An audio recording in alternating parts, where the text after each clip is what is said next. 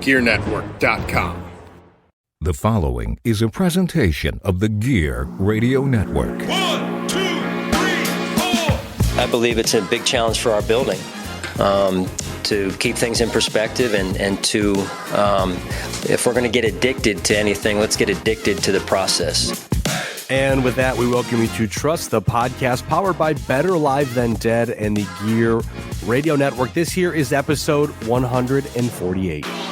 Episode 148, and I cannot lie, I was really hoping we'd end the season with episode 150. Yeah, I would agree with that one. This is the Buffalo Bills versus Kansas City Chiefs. I am Ryan Wolfe. Joining me, John Cimino. You can hear us on BetterLiveThanDead.com, GearNetwork.com, and wherever else you listen to podcasts. As always, make sure to subscribe. Hit the subscribe button, subscribe, like wherever you can, hit all the buttons as well to stay up to date on the latest podcasts.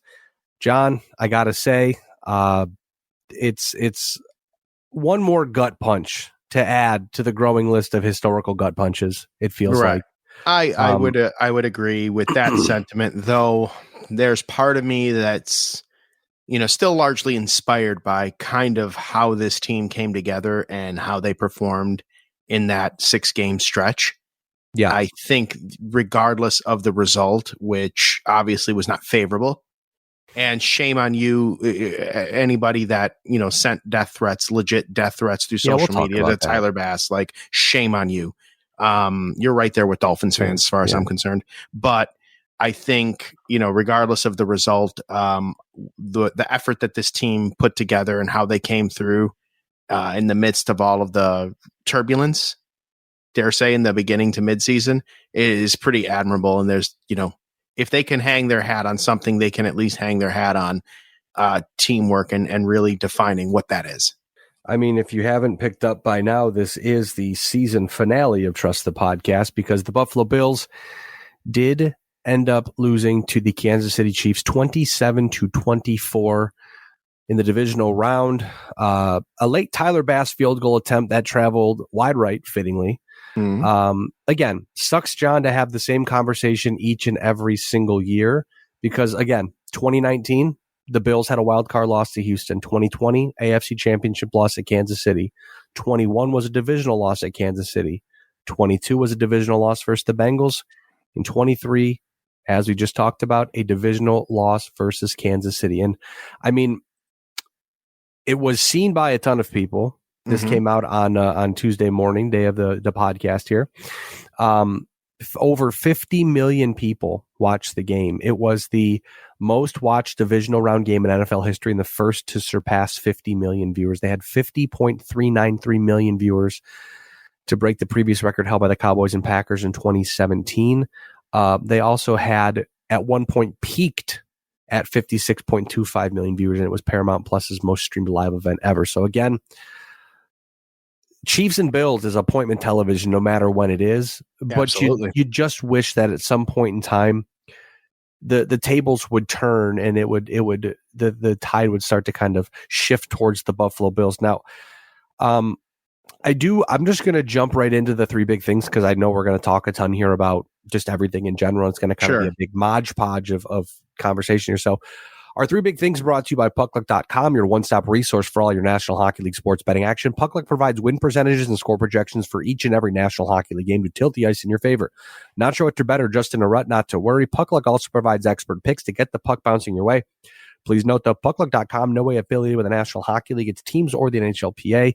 PuckLuck.com provides data related to gambling and cannot guarantee the success of any suggested or related wagers. As always, please gamble responsibly. Now, I also didn't mention in the start, I'm sure as you can tell by my voice, I have picked up another cold, which is not surprising, but I don't ever leave the house. But well, you know what though, you have kids, and it's like I don't know. Do you bring the pizza baby to the little calzone to any sort of daycare?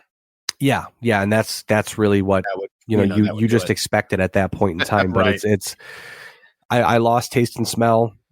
I almost said I passed a COVID test. I had negative. So it's just a virus, just gross, feel, fine, but I'm just coughing and stuffed up. And get them airborne gummies, man. Three of those a day. You'll keep the COVID away. It is what it is at this point, you know. I'm just so says Aaron Rodgers. I don't know.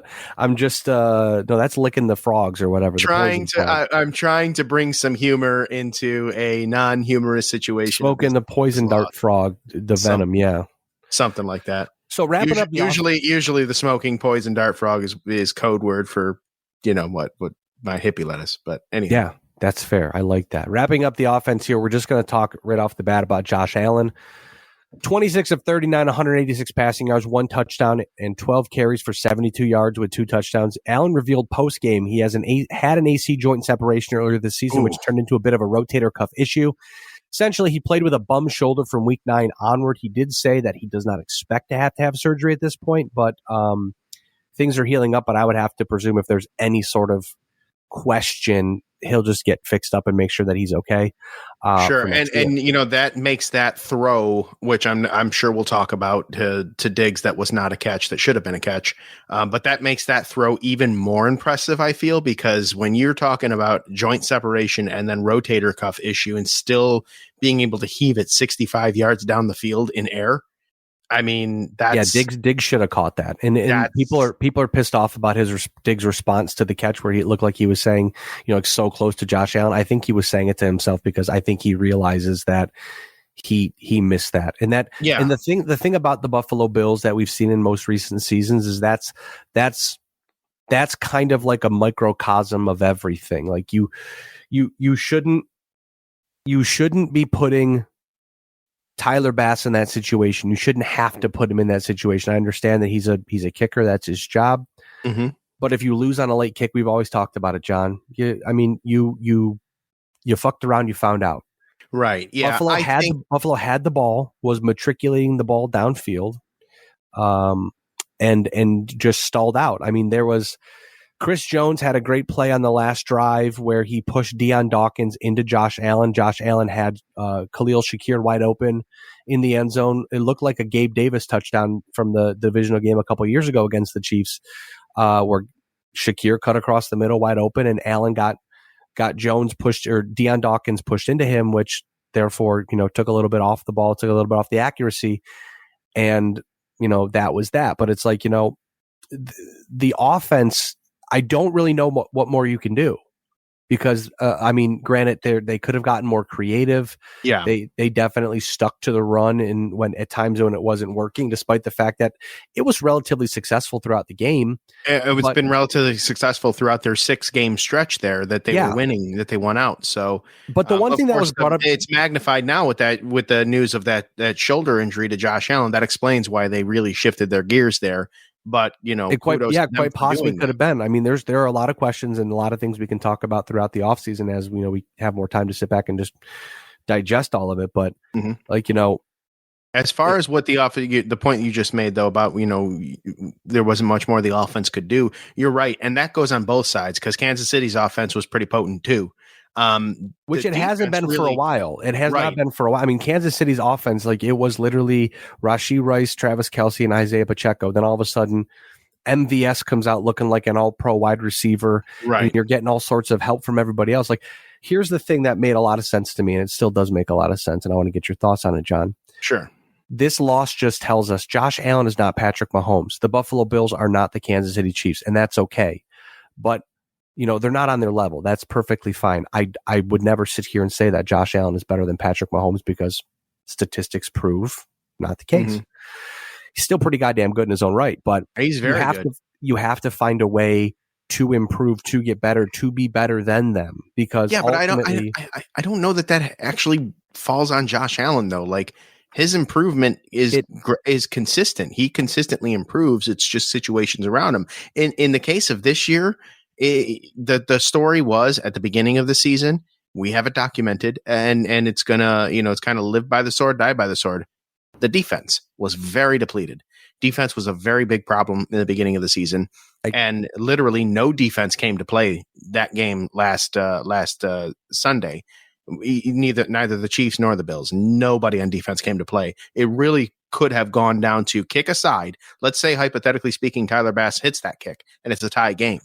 It very well could have boiled down to the last offensive possession and another 13 seconds, you know, on either side. So I think the biggest problem was the defense and just how depleted they are and were and down to third, fourth string, calling people up from the practice squad and relying on Von Miller, whom, wasn't really doing a whole lot this season because of his recovery. And so I think that really is, I don't think it has anything to do with Josh Allen or his improvement, gradual or not. He's improving. He's a superstar.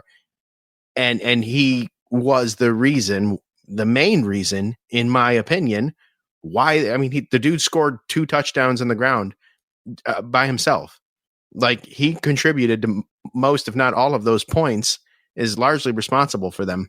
He didn't give up, and Tyler Bass didn't give up the points that the Kansas City Chiefs scored. Defense did. Yeah, I mean, in looking at, again, we'll talk about the defense in just a moment here, but Allen ends the year with the second most playoff rushing yards all time by a quarterback. Steve Young owns a record with 594 rushing yards. Allen has 563. So again, playoff Josh is a real thing. It's just absolutely getting to the playoffs and letting him unleash himself. I mean, putting a bow on the O, at the Joe Marino pointed out on Twitter, quote, Brandon Beane has always said that your biggest issues are revealed in your playoff elimination game. To me, it's very simple. 1, lack of downfield wide receiver talent. 2, special teams. 3, defensive injuries. We're going to hit on the first one here now. Hard pressed to believe that Gabe Davis will be back in Buffalo next year entering free agency. Spotrac has his market value around $13.5 million AAV, or 4 years, about $54.35 million deal. Buffalo can't afford that. And Davis kind of confirmed that when he indicated in locker cleanout day, no extension talks have taken place all year, and he expects to hit UFA, unrestricted free agency. He said the door is always open to come back to Buffalo, but obviously conversations have to be had there. Wouldn't surprise me to see him in Kansas City or Houston. He'll probably be somewhere else next season. Khalil Shakir, his late season emergence will also probably help push Gabe Davis out the door. I would have to think you can pencil in Shakir as Buffalo's slot receiver. I would agree. Starting in 2024. He had 7 receptions on 9 targets for 44 yards and a touchdown on Sunday. The man catches literally anything that's thrown, almost anything that's thrown at him, because he knows 7 for 9. He was a great get, great find from the Bills brass there. And it was the insurance that they needed. If Khalil Shakir was not Khalil Shakir this season at all and did not develop into what he is, we're, I think, mourning the Gabe Davis potential loss. I mean, don't get me wrong. Missing Gabe Davis in this game was huge. Right. Yes. But I mean, mourning it in a, oh crap, way, instead of well, you know what? Good for him kind of. I mean, because the other person that really takes off that pressure is Dalton Kincaid. I mean, he takes pressure off the wide receivers. The downfield threat is still incredibly necessary with Kincaid. 100%. But if you can get, you've got Diggs doing whatever they can figure out with him. They could not find a way to continue to keep Stephon Diggs effective downfield, and maybe that's just because it was Joe Brady coming over the late part of the year and they couldn't just put it 2 and 2 together. But throwing screens to Stephon Diggs is not an effective use of Stephon Diggs' talent. Right. But if you can kind of have Diggs freelancing, doing his thing, you've got Kincaid and Knox, or just Kincaid. In the slot, you've got Shakir. On the right side, go out and get a solid 2, or go out and draft somebody that you can develop into a 1 in the future, because Stephon Diggs is not getting any younger. He's not going anywhere. I mean, let's be honest. No, it's too much. He's set for a $31 million dead cap hit pre 6-1 if they were to cut him before June 1st, and a $22+ million dead cap hit after June 1st. Can't imagine the Bills are already over the cap for 2024. So there will be some moving and shaking, some cuts, some restructuring. Salary alone bumps up by $30 million. Yeah, and I think that they'll probably end up restructuring, guys like Allen, making it signing bonuses, stuff like that. When I wrote the podcast, I did say it's clear the new voice in the room is the right voice, and removing Joe Brady's interim tag to make him the official coordinator of the team is the right move. But the more I think about it, the more I would not be upset if the Bills at least looked around to see what was available, to see maybe whom they could bring in to push this team to the next level. Like, just making it there cannot be okay. just winning the division can't be okay. Just hosting the Chiefs and losing to them by 3 points can't be okay. And at some point in time, we've talked about it before. I mean, again, I think Sean McDermott's performance late this year at least buys him 2 to 3 more years. Call me crazy. Unless the bottom completely falls out. I would say another 2 years. I think I'm afraid and I fear what we may be looking at here with McDermott is another situation that like the Chargers had historically with Marty Schottenheimer, doing very good, winning the divisions in the regular season. But then he gets to the postseason and Marty Ball just did not work. And he even his famous last game as the Chargers head coach, he had his headset off and had his offensive coordinator call everything. And he just managed, and they still lost. And they got rid let's of him be honest, John. Breaking down the defense here. I mean, McDermott coached his ass off. He did. After most prior loss was to Philly. From that game on, he coached his ass off. He was able to get the incredibly depleted defense to, rally around themselves and kind of make the most of whatever situation they had. I mean, they were down to AJ Klein at linebacker. No offense to AJ Klein, but he was on the streets a couple weeks ago, headed to a vacation in an RV in Florida when he got the call, as we talked about last week. Even he got hurt in the game. I mean, Terrell Bernard had an ankle subluxation a couple weeks ago, essentially where the tendons in your ankle, a subluxation, the best way to explain it that I was explaining it is your ligaments just essentially get too loose, which sounds disgusting. But the defense was completely beat up. They were down. Rasul Douglas had one leg with his knee injury, and these are no excuses. This is literally just like we're looking into it saying, hey, this defense healthy next year, probably top 3 in the league. Right. Yes. But, and that would have been a major difference maker in this game. But again, big but here, John. Yeah. Big but. You got to have good depth. You got to be able to. Nobody can predict. We're down to our 4th, 5th, 6th, 7th cornerback. DeMar Hamlin's playing safety. AJ Klein signed off the street playing linebacker in a playoff game. Like, you can't predict that. I think you said it best back when the Milano injury happened. That he was the Josh Allen of that defense. Like, losing him was monumental, and I would argue that was really, it could all kind of be traced back to that. Absolutely, because he is the guy, because at the end of the day, I hate to say it this way, because at some point, Travis Kelce's going to retire. At some point, Andy Reid's going to retire. At some point, that team is going to flip over and get super young, which I really hope that they don't, because that's just, it's the New England Patriots all over again. Even if they don't win the Super Bowl, they're just always. Patrick Mahomes has played in the AFC Championship game every single year. That he's been a starter. Yep, he's been a starter for 6 years, in the league for 7, and has played in the AFC Championship game in all 6 of those years he started. You need to find a way to beat the Chiefs in the playoffs. And who's the guy that always kills you? Travis Kelce. Got to find a way to beat them with Kelce over the middle, and you're not going to do that with AJ Klein at linebacker. No, not at all. Now, next year, the Bills will have Matt Milano, Terrell Bernard at linebacker. They'll have, I don't know what Tre'Davious White's status is. I would presume, my guess is that he probably won't be back in Buffalo next year, at least at the current cap hit. But you'll have Rasul Douglas, Christian Benford. You're probably going to have 2 new safeties. I think Micah Hyde is going to retire. That was the rumbling. Wow. At least take a very long time to consider if he's going to continue to play because of his neck injuries.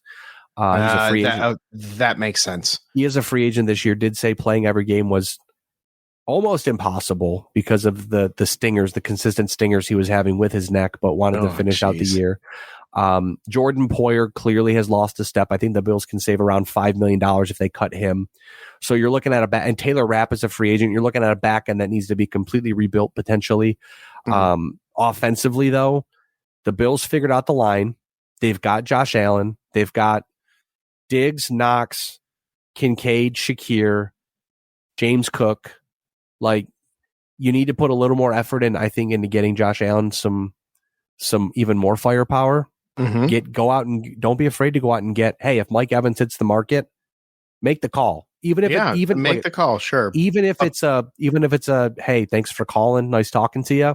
Make the call, because you got to do the due diligence, and that's the business of football. It's a business of business, in any sport or in any it feels like the Bills keep that. It feels like the Bills. I mean, they did draft Dalton Kincaid in the first round last year, but it feels a lot more like they're still pouring a lot of resources into defense, and they're just kind of like, well, Josh can make stuff work with what he can make work with, and that's fine. I would argue, given this year, they should probably put more resources into the defense, because they didn't have it got so depleted. And again, to your point about not being able to predict injuries and things like that, you can't really do that. But in the same, like, when you're that depleted, like, you got to make those moves. You got to really focus on, what defensive depth you can live with, you can live without, and what you absolutely need.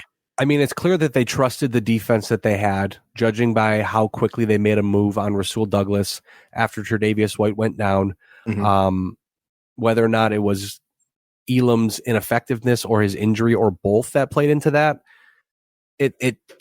I feel like it tells you something, that when they don't make this huge move after Milano goes down, mm-hmm. or Daquan Jones goes down, they just make, Linval Joseph, small moves like that. They clearly trust the people that they have in house, but at some point in time, I really think you have to go all in. Like, it's yes. Not saying that this team was not all in, because if you told me back when they lost Milano and Daquan Jones and they lost that game in London to Jacksonville, that they would end the season the way that they did and they'd lose to the Chiefs by 3 points in the divisional playoff, I probably would say, okay, that's fine, because this season is going nowhere and they just lost their best defensive player. But remember, at one point in time, they were less than 10% had a chance to win the division and even get into the playoffs. So, yeah. I mean, but looking at the game though, kind of reeling it back in here. Yep. What more could Buffalo have done? I mean, offensively, they outpossessed Kansas City 37 minutes and 3 seconds at 22 minutes and 57 seconds. Mm-hmm. Buffalo had 78 total plays to Kansas City's 47. They won. The Buffalo Bills won the turnover battle. The Buffalo Bills had more first downs, more yards. Again, it's everything that you'd want to see. You're seeing here, but the one big thing to point out here, that again, I think it's a testament to the linebacking core not being at all a linebacking core, and guys just being beat up or playing hurt. Mm-hmm. Kansas City went 1 for 5 on third down. That's great. But do you see the discrepancy here? 1 for 5. They had 5 third downs the entire game. Right. Yeah, exactly. Like, they had 7.7 yards per play for the whole game. Right. And that right there is, again, what can you do? Now, in Buffalo's defense as well, Kansas City's defense, which has been touted as being Patrick Mahomes' best defense he's ever had, they didn't come to play either. Buffalo was able to easily control the game clock they did, and that was the hill that they were going to die on. They knew they had to control the game clock, because when Pat Mahomes gets on the field, he's driving them down. He's getting 7 yards per play. They're not seeing third down very often, and they were matching score for score. In fact, I believe it was within the first 18 minutes of the second half, so the entire third quarter and part of the fourth, there were 6 lead changes. Mm-hmm. Between the two teams. Like, that was the if Buffalo had eked this one out, they would have had their ass handed to them. If their defense played any like this against Baltimore, Lamar Jackson's the Bills on a different level right now. They were probably set to get Bernard back next week. You've got everybody a little bit healthier. Don't know about Gabe Davis, but yeah, I would think that you're probably going to have to score 30 to beat Baltimore, sure. 35 to beat Baltimore, because they are just, even though they played an awful first half against the Texans, they came back out and lit it up. Yep. Exactly. And that's your MVP right there, Lamar Jackson, for sure. And not to mention, speaking of the defense with the Bills, John, their strength coming into Sunday rendered non-existent against Kansas City. Kansas City has a good line. I wouldn't say they're great. They've got a good line. They've got the best center of the game, Creed Humphreys. Sorry. but they had no sacks, 2 tackles for loss, and 2 quarterback hits. That's it. Like there was no pressure. If you can get pressure on the quarterback, you can take pressure obviously off the rest of the field, which would help the linebackers out. But when you've got Travis Kelce freelancing and he'll literally just run around like playground football until he gets a way to get open, that works. And Mahomes doing the same thing behind the line, running around until, extending the play to get the ball to an open receiver. I mean, again, defense wins championships, and defense also kind of contributes to the overall loss of a game. So real quick too, don't run a stupid fucking punt fake either. Like, oh my God, that was a dumb call. Sean McDermott said, quote, "I felt like we were having a hard time stopping them. I wanted to be aggressive." What happened to living and dying by Josh Allen like that? You're going to tell me, nothing against Damar Hamlin. You're going to tell me that you're going to, late in the game or later in the game, you're going to take the ball out of Josh Allen's hands, probably a top 3 MVP candidate this season, and put it in Damar Hamlin's hands. I mean, literally galaxy brain decision. I did see a funny meme that said the Buffalo Bills did participate in a Make-A-Wish on Sunday. Oh, sorry, my phone is not on silent. You're laughing so hard that you actually played a song. I channeled Michael Jackson laughing there as well. Yeah, that was let me turn silent the silent phone. That's okay. That was definitely where you're just like, because the best part was full disclosure here, breaking on the fourth wall. That was literally the moment when I walked into my daughter's room with my wife. We're saying goodnight, shutting the light off, going to shut the door, and I came back and they're showing Damar Hamlin. They're like, the Bills turn over the ball, and I'm like, the hell happened? They're like, well, they ran a fake. I'm like, is this fake? Like, what's going on here? When I going into the game, I saw on the Optimism Bills Twitters, and by optimism I mean that with the utmost sarcasm. They were saying, what coaching decision will Sean McDermott make us regret this game? And sure enough, I would argue that would be it. Yeah. I mean, again, it didn't really make a difference in the game because the Bills were bailed out by ball being, I think it was Mecole Hardman fumbling the ball into the end zone, out of the field of play, which then becomes a touchback. Yep. So they got bailed out there. Lucky, ball don't lie type of thing, I suppose. But the game again ended. Tyler Bass, ugly wide right field goal attempt late in the fourth quarter to seal Buffalo's loss. Post game, Bass said, quote, "I've got to be better," and that he should have aimed the kick better. As you mentioned before, John, social media was deactivated after receiving death threats. If you are threatening the life of a professional football player, the fuck is wrong with you? I'll never understand that. I really will not. I get loving your team and supporting your team and being like that kind of like loyal and involved in it, so much so to the point where you're calling the team we did this, we did, like you ain't a member of the damn team. But anyways, you know what I mean? Like to take it that farther though, like a game is a game. The sport is a sport. And at the end of the day, it's good game and moving on, right? You don't mess with people's like real lives, man, and make death threats over that. Like that's just stupid. And the Bills Mafia that I've at least grown to know, and especially over the past 5 seasons that we've, or at least that I've been here in this seat for Trust the Podcast. And the majority of the Bills Mafia that I've grown in are decent, wonderful, caring human beings that will stand against things like that. But then there's a small segment of fans, and I suppose you can make the argument that it's every team, but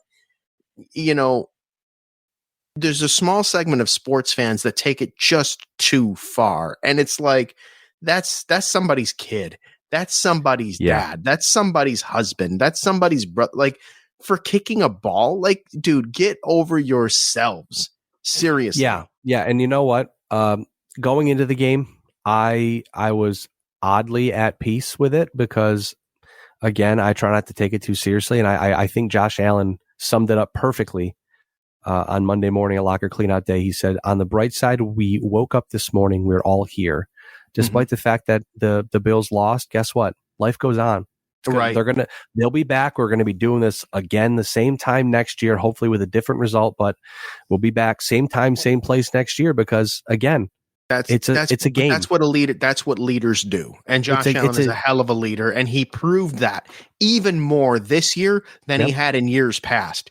He's the leader, unquestioned leader of that team, and for him to say something like that should show that small segment of the Bills Mafia, or really the small segment of sports fans that get so fixated on dumb shit like that, that, you know, maybe take Kurt Warner's advice and bet what you can afford to lose.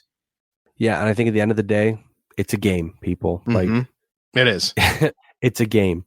For Tyler Bass, though, man, I think it might be time to start having the conversation about Tyler Bass. The missed field goal wraps really what is a season to forget for him. He finished 23rd in the NFL with 82.8% of field goals made among 33 qualifying kickers. He was 24 for 29. He dropped from 87.1% of field goals made in 2022, which he was 27 for 31. In the postseason, he was 12th out of 12 NFL kickers with a 33.3 percentage of field goal attempts made. Now, granted, I know there was weather and one was blocked, but I really think that the Buffalo Bills special teams unit, as mentioned before, is becoming a liability, and that's not good.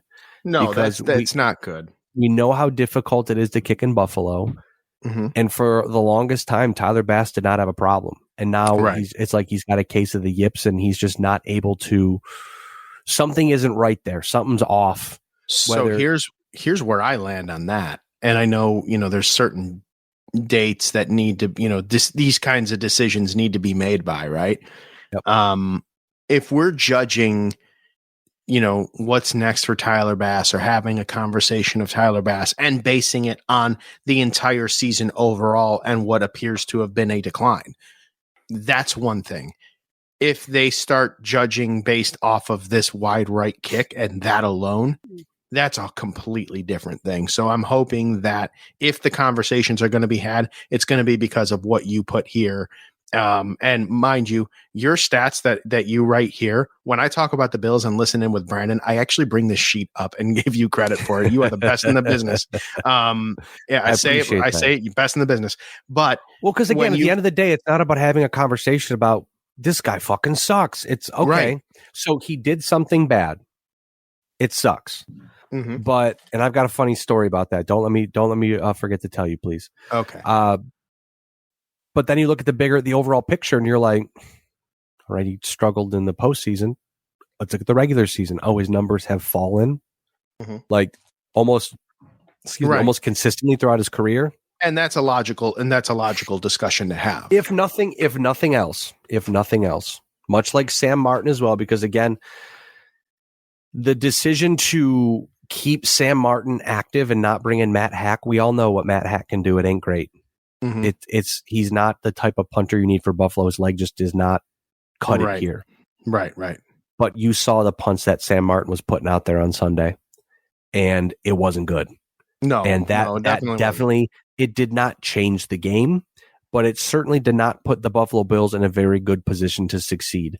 But didn't help. Decisions like that, like the first punt he kicked, and you went, "Why the hell? Who the hell in this organization saw this guy kick a ball and went, he's good to go?" That was literally the first question I had in my group of friends I chat with during the game.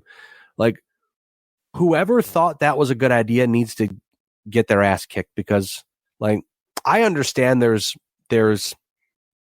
something to be said about, well, he's comfortable with holding kicks and all this stuff, and you don't want to change it on Tyler Bass. Well, then guess what?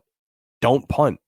Don't kick. Right. Well, when they did that though, and they didn't punt and they didn't kick, and they had a bad fake. They punt. gave the ball to DeMar Hamlin. Right. They gave the ball to DeMar. So, I mean, damned if they did, damned if they didn't. You know what? It's just, again, it's those, I don't mean to go back to that article, the 9/11 article, but at the end of the day, it kind of rings true, the decisions. It was one of my favorites. One of my favorite memes stemmed from that. And that was the one that I sent before the game, where it was the pregame speech to all the shovelers. Sean McDermott has a pregame speech, and then you look at Highmark Stadium and it has a picture of Osama bin Laden up there. Yeah, that was one of the good ones. That was it's good between that and the pit. The pit took on a life of its own. Yes, the pit took on a life of its own for real. But it was hilarious. The whole story, everything about that's hilarious. But leave it to Buffalo. It dies with the 2023 Buffalo Bills. Right. Looking at it though, again, it's you just think to yourself, man, like every time Sean McDermott has the opportunity to make a tough decision, it always feels like he makes the wrong decision. Like gun to head, should we try to fake punt it? Or and here's the thing too. If it was an on the field call because Kansas City had 10 people on the field, I can live with that.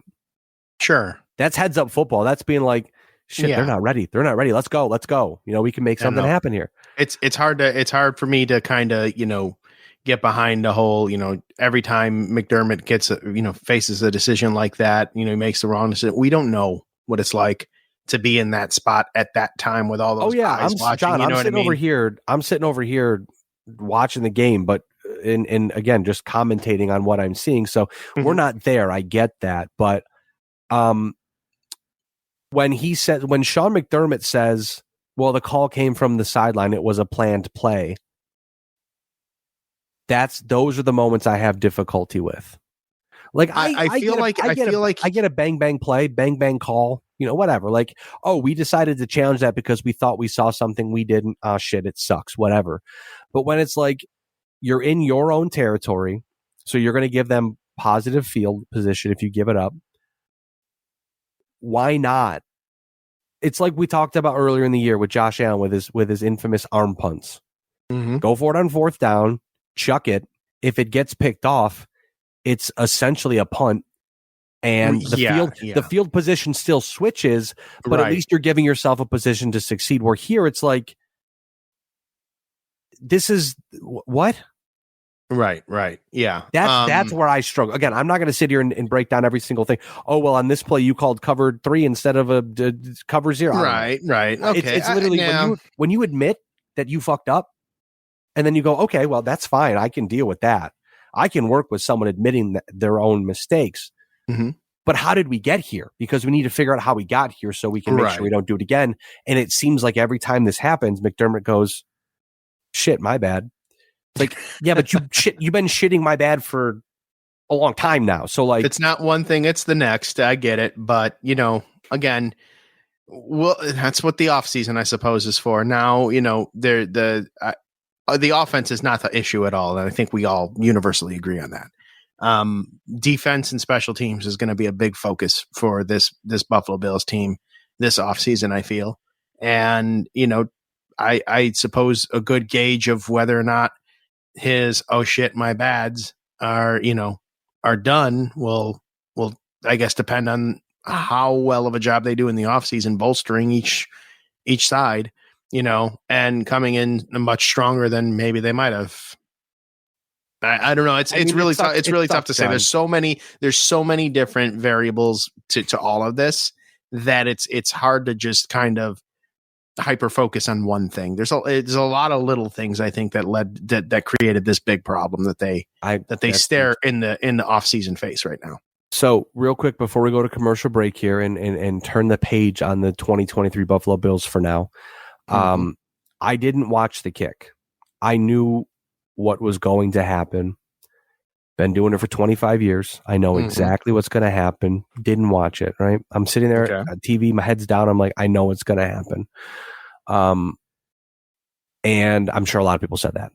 So in a moment of weakness, I'm sitting in the end of my bed because, again, I just put my daughter to sleep with my wife a little while ago. I just went to go punch the bed as hard as I could because I'm just like, I don't want to scream, don't want to wake the baby up, don't want to give out a big MFer. And I went to go punch the bed. And I punched myself so fucking hard in my thigh. I thought you were about to say in the nuts. That would have been that I might have personally triggered the ringtone again for the Laugh. John, I have never in my life hit something so hard and heard such a clean pop from my hand. Did you bruise it? My legs started to tremble, and I'm like, what did I just do? Did you bruise yourself pretty bad? Yeah, it's developing. I mean, if it gets worse, I'll make sure to send you a picture. But yeah, it's very tender to the touch. Like if you touch it, you get a nice fuck out of me. No. But yeah, that was again. It wasn't like I'm gonna hit myself because I'm mad and I'm a child. It's literally I'm just gonna hit the bed just to hit the reset button, get it out, so I don't yell or say anything stupid. And then I'll chill out. Which half hour after the game, I hop in the shower. Game's over. I move back on. I start writing the podcast. Sure, just like any other week. But yeah, yep. The Bills definitely made you shout there. One of the stupider things I've done in quite a long time. Well, okay, and not the best coaching decision by Ryan Wolfe there. No. I my aim was a little off there by using the jackhammer. Anyways, we'll be back right after this quick commercial break with more Trust the Podcast here on the Gear Radio Network. And we're back here on Trust the Podcast, John. Even though the Buffalo Bills are out of it, we're still lunging towards the Lombardi, and it is still being brought to us by Go Frost Yourself. Yes, located in Rochester, New York. Go Frost Yourself does what other local bakeries do not. They bake from scratch, creating recipes themselves and using the best fresh ingredients they find to deliver and create delicious flavors for customers daily. Molly and Jen. Hi, Molly. Hello, Jen. They've worked tirelessly to create what Go Frost Yourself has become today, and their passion can be tasted in the items that they bake. When you find yourself looking for an item for a special occasion, or maybe you just want that comfort food after that Bills loss, if you're local, you can visit Go Frost Yourself storefront at 2544 Ridgeway Avenue or gofrostyourself.com. And incidentally, Molly and Jen, thank you for your sponsorship. And being a part of Trust the Podcast this season. Thank you for sticking really with us. It's been a wonderful partnership, and hopefully we can continue it on for many seasons to come. Indeed. So, John, we're down to the final four. Sunday. I suppose it's going to be the 3:00 game, the Kansas City Chiefs versus the Baltimore Ravens. Real quick, I think it's going to be Baltimore. I don't see why. I know Kansas City's been there before, but Baltimore is really freaking good. Baltimore's really good. I feel like I feel like Lamar Jackson's just something clicked with him this year, and he's just operating on a different level right now. And that's kind of a hard thing to break. There's a potential of them getting Mark Andrews back as well. True, as well. That's one of his main targets there. But when you think about it, Kansas City. Yes, they're coming in. They're the champion. They were the champions last year. They're looking to go back to back. It'll be the first back to back Super Bowl appearance by a team since Seattle did it in the I think 2012 and 2013, or 2013 and 2014. I can't remember when it was, but they want to be the next back. They want to be back to back champions, which would be the first time since the Pats did it in the 2000s. That's great. Baltimore's got a big problem with that. Baltimore, they look fluid. Their defense is worlds better than what the Bills' defense was. So it's going to really give Kansas City some trouble there. I don't anticipate that they're going to find the openings that they did, or certainly get, have only 5 first or third down situations there. It's going to be tough. Playing in Baltimore is tough. They're hosting their first AFC Championship game. The city of Baltimore is hosting the first AFC Championship game since I think it's 1971 when the Colts were there. So they're going to be amped up. And I feel like it's Baltimore and Lamar Jackson's time. I'm going with Baltimore as well. I hate to burst your bubble here, John, but the last team to go back to back Super Bowl appearances, the Chiefs. 19. Oh, was it the Chiefs? 19. Yeah. COVID season. I keep forgetting about that. It's okay. COVID isn't real. Neither is that season. Patrick Mahomes, it's fake. Right. Anyway, yeah. I'm only kidding. I forgot about that. Nope. Totally forgot about that. I'm only joking. It's just a way to deal with the trauma. Indeed. So since 2018, the Chiefs have lost in the AFC Championship game to the Patriots, won the Super Bowl in 2019, lost to Tom Brady and the Buccaneers in 2020. 2021, lost to the Bengals. 2022, they won the Super Bowl. So I guess, if anything, the trend here is that whoever wins, if Kansas City doesn't go to the Super Bowl and the Ravens do, whoever wins the NFC title game is going to be the Super Bowl champion.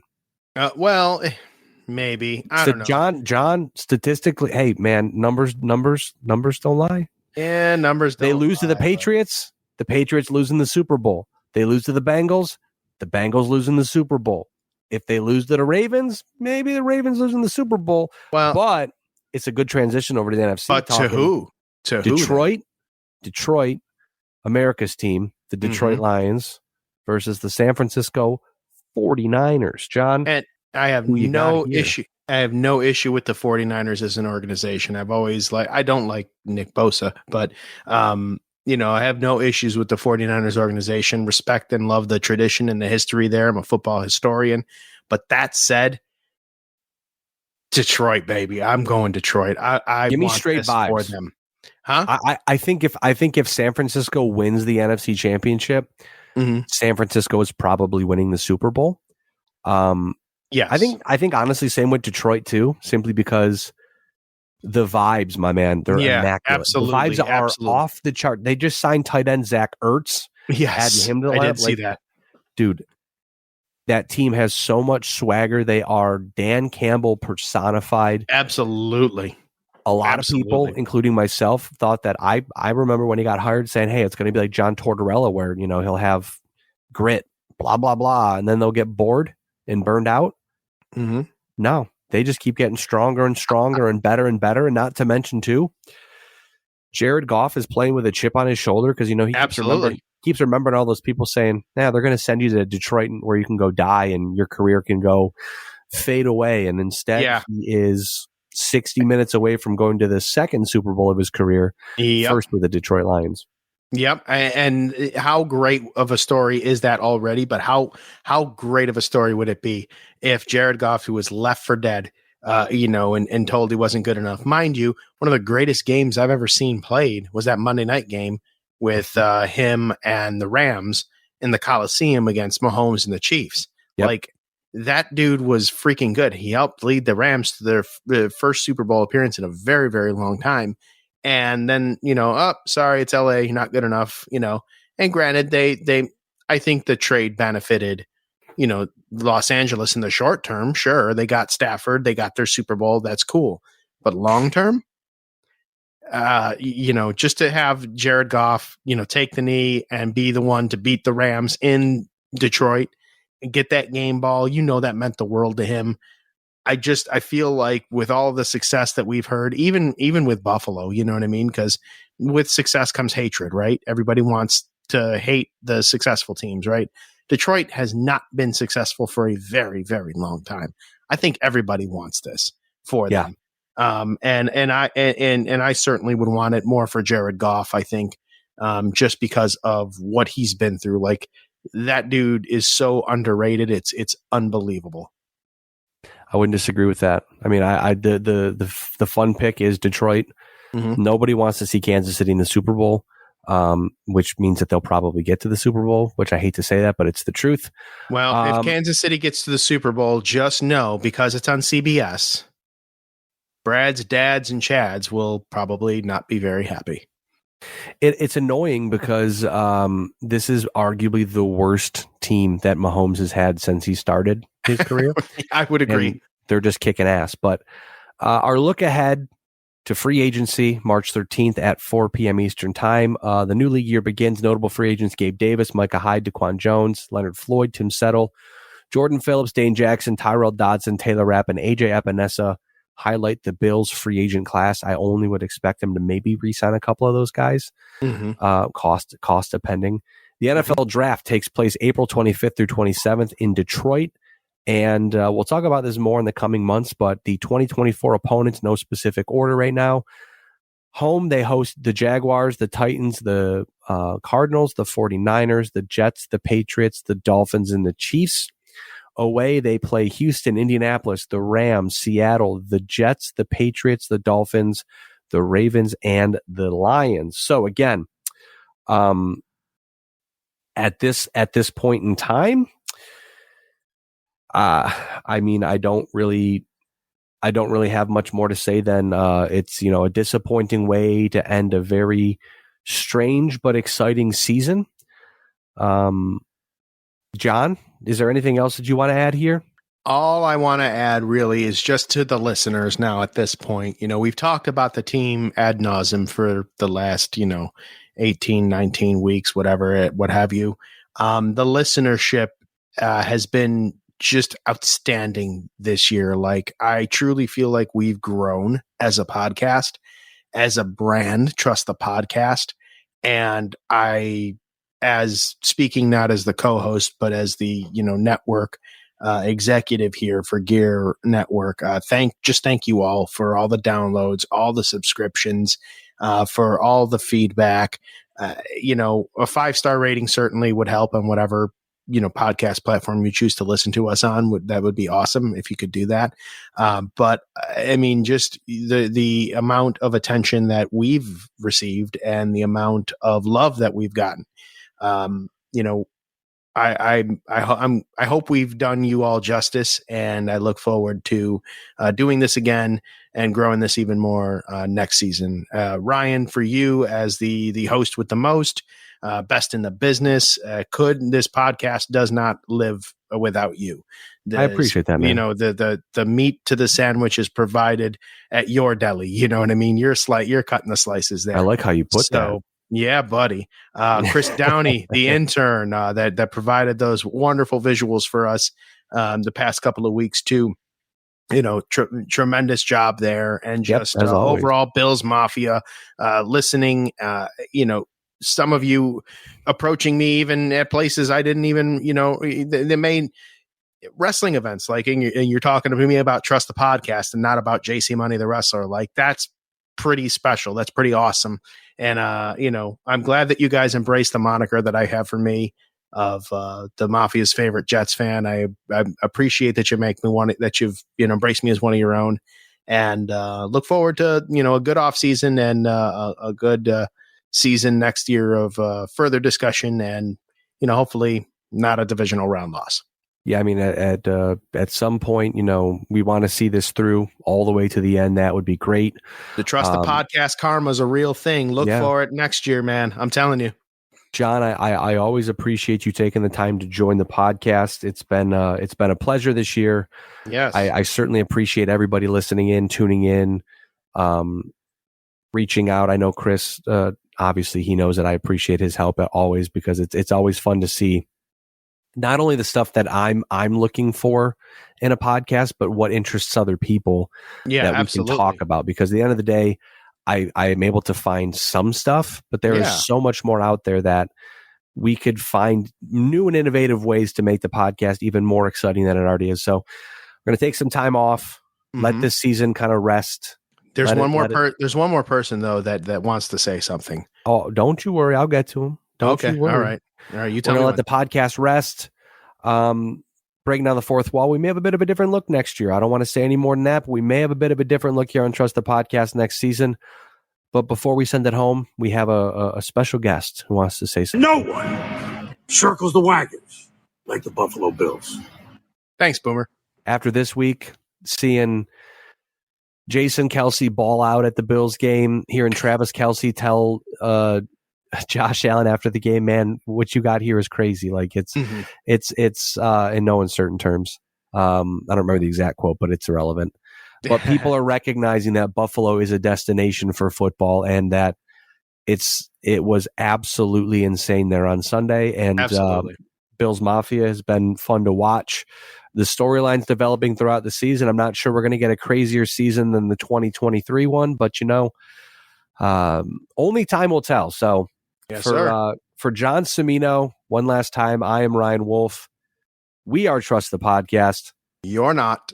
We will talk to you sometime in a few months. We're going to take a bit of a midwinter recess here, and we will talk to you sometime. Exactly. Sometime very soon. Thanks again for tuning in, everybody. As always, go Bills. Ciao, everybody. 1, 2, 3, 4.